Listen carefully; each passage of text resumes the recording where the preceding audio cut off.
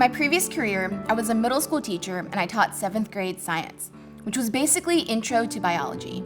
I taught a lot of things, but if I'm being honest, I also forgot a lot of what I taught. But I'll never forget the equation for photosynthesis. Carbon dioxide and water with sunlight energy makes sugar and oxygen. In my time as a teacher and as a student, there are only a handful of equations I actually still remember today, like a squared plus b squared equals c squared, or y equals mx plus b, or FOIL, first, outer, inner, last. I don't know how any of these equations apply to my life today, but they're in the memory banks. In marriage, there's also a common equation that I was used to hearing. 2 become 1. You take 2 people, me and my husband, and add a wedding ceremony, and we become 1 in marriage. That's why when I heard things like, you complete me, it sounded so compelling.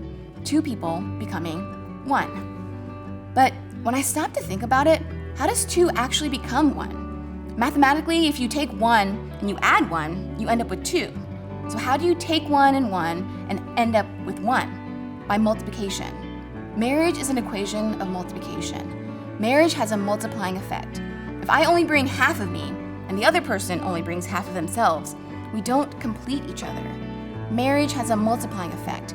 And what ends up happening when you take 1/2 and multiply it by 1/2, you actually get something way less.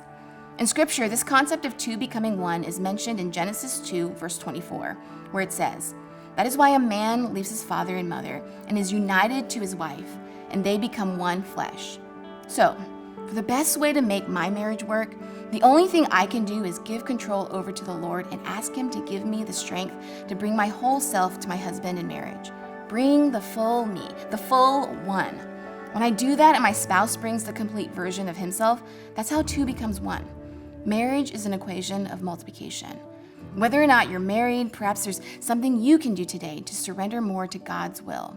It's the only way to experience the best complete you.